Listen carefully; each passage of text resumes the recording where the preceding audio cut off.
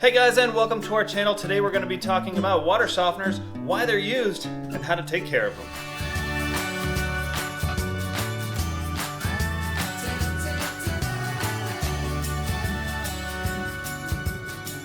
Welcome to our channel. Here we're going to show you how we turned our house into our small family farm and how and why things work around the house. Hey guys, if you haven't already, please hit that subscribe button and the bell icon to be notified when our videos do come out each and every week. So, water softeners, they are great.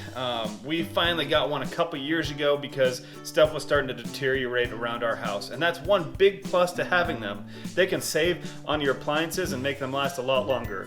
We found that our water heater actually busted because it looks like it started to corrode inside because our water is so hard here in Phoenix. It also affects your fridge, your faucets, and starts to degrade those and makes you replace them more often than you need to. So how does a water softener work, you say? Well, it starts by taking out water that's considered hard, quote unquote. That's because it has lots of minerals in it. Now, a water softener is made up of two parts. It's got your media tank, which is made up of tiny little resin beads, and it's got your brine tank. So let's talk about the resin tank first. How that works, it's got these little beads in there. When water passes through your water softener, it actually goes through that resin tank.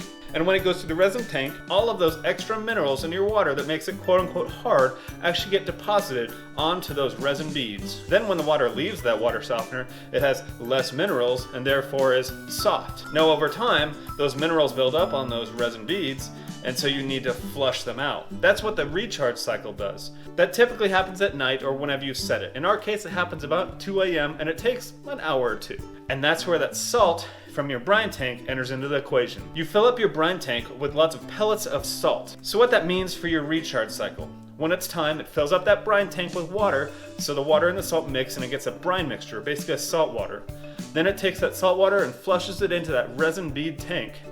And when it does that, it cleans all of those minerals that have accumulated off of those resin beads, and then it flushes them out. So when your recharge cycle is done, those resin beads are basically brand new and ready to take more of those minerals out of your water to soften it the next day. So that's the basics of a water softener. You do have to maintain your water softener though. First off, to start, you do have to keep your brine tank full of salt pellets. We end up having to add about 1 bag every month or so. Occasionally you do want to do another few things, and we're going to show you how we do them right here. The first one that we're going to show you is to make sure to clean out your tank. So not only are you going to check for salt bridges, which is when the brining process in your tank causes salt to be bridged up, and there'll be a space underneath it to allow water to accumulate, but the salt can't leave. So you want to check and make sure that that doesn't exist in your tank, but you're also going to clean out all the gunk and the residue and all the stuff that comes off the salt and stays in the bottom of your tank. So we'll get started on that. We're going to open up our top, take off our cover to make it easy. Next, we're going to grab a bucket, or in this case a trash can, and some form of a cup. And this is going to be used to scoop out that salt, and we're going to put it in here and keep the good salt in here while we clean out the bad stuff.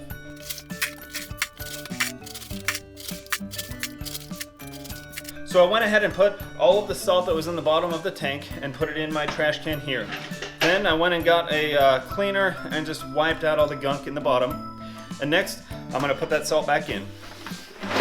So it's also important to make sure to keep a good level of salt in your system. For our brine tank, it goes up in levels, and I don't know what they mean exactly, but 8 is the top level, and that's what you want to keep it at. But for now, it's only at the 2 level, so I'm going to go ahead and add salt to get it up higher, and then we're going to add some cleaner. Normally you won't need to add 2 bags, but I kind of let it get low so we can clean the bottom of it. So let's take a look at this brine tank to begin with. We got 2 parts in here. You can see here, this is the resin tank that's got all the beads in here. We got our brine tank, which is everything else, and then we do have a little, like a chimney of sorts in here. Lets us get access down to the very bottom, and it also helps regulate the water level. So let's take a look at what we're gonna do next, and that is clean the water softener. We're going to be using a universal water softener cleaner that we got at a local hardware store. So this is super important to do to keep your water softener efficient in removing those mineral deposits. What this does is you pour half of this bottle into that little chimney and it gets to the bottom. Then we're going to run a recharge cycle. So what that does is it takes the cleaner and it pushes it through into that resin tank and onto those resin beads, and it helps remove some excess minerals that have built up over time that saltwater brine is having trouble removing. This way it makes sure that the resin beads are clean and they're ready to be used. In order to use this water softener cleaner, pretty simple, we're gonna open it up. Then we're gonna open up this little chimney that's inside here, and we are gonna pour about half of this cleaner into that chimney area. So we're gonna go ahead and pour it in, making sure not to spill any on ourselves. I'm sure it's got some sort of chemicals or something in it. So the only other thing to do after pouring that in, we're gonna replace our top to that, put it on, and we're actually gonna put the cover back on. So now that the cover is back on, we're gonna go ahead and do something that's super important to cleaning this with that water softener cleaner. Is we're gonna do a recharge cycle. Usually you double tap or press 2 times or something like that. You just have to read your instructions. In this case, we're gonna press and hold it to do a recharge cycle. That will take a couple hours, but once that's done, our water softener will be good to go and ready for another few months. Well, that's it, guys. That's all that there is to proper maintenance on a water softener. And for the benefits, it is super easy. We found that our showers are a lot better just because it's easier to lather up with soap. Our dishes get cleaner because the dishwasher detergent works more efficiently in our dishwasher, as well as all of our appliances stay longer. So there's lots of pluses and lots of benefits to having a water softener. Let's talk about cost and price, because when we got this one, we looked at a bunch of different models from a bunch of different companies, including Lowe's, Home Depot, and some of the companies that'll come out and do the testing at home.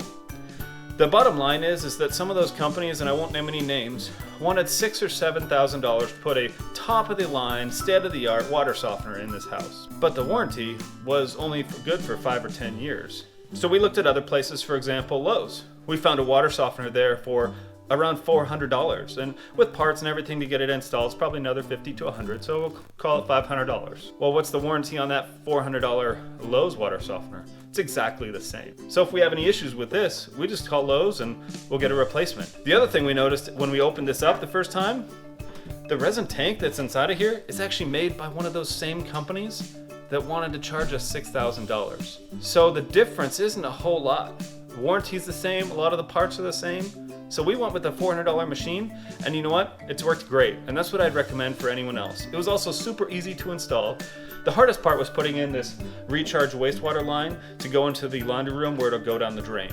We ended up just putting PVC pipe up into the attic and then down the wall. All in all though, super easy. If you guys have any questions about putting in your own water softener or questions about a water softener, please put them in the comments below. I'll gladly try and answer them, or at least find an answer for you.